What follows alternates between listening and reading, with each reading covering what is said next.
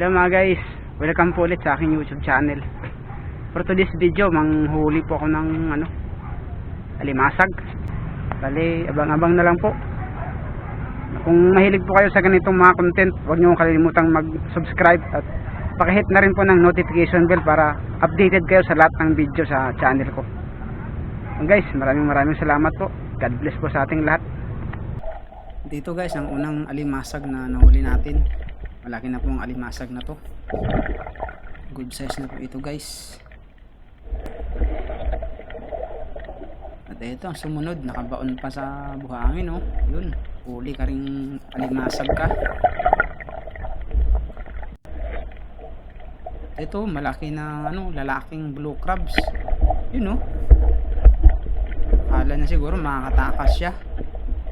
Bumaon pa talaga sa buhangin. Ayun. Huli ka ring alimasag ka, hindi ka na makakatakas sa akin. Dito nakita ulit tayo ng isa ulit na alimasag. Yun, magtatago pa sana sa buhangin no? Hindi niya alam, nakita na natin. Ito yung sumunod, alimasag ulit.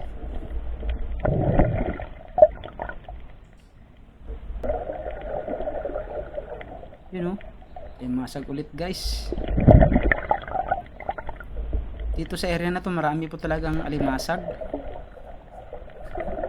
Yun o, alimasag ulit. Madami nga lang naninisid na dito guys. Tsaka madaming naglalambat.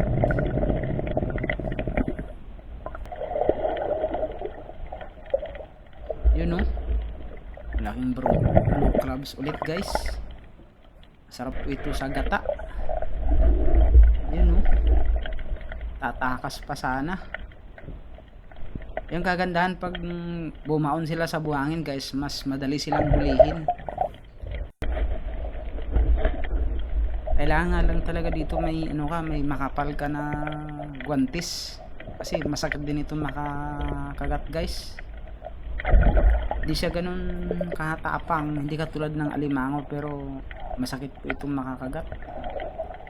Dito guys, akala ko blue crabs. Yun pala yung isang uri ng alimasag ito, kaya binitawan ko. Dito guys, nakakita ako ng isang malaking alimango, kaya pinana ko na kaagad.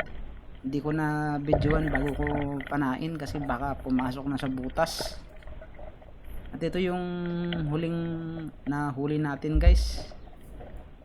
Mataba po ang alimango nito guys, tsaka babae po. At ito po lahat guys ang nahuli natin. Kaunti lang po ang nahuli natin guys, gawa ng madami pong lambat doon. Hindi tayo makasisid ng maayos kasi iniiwasan natin mga lambat.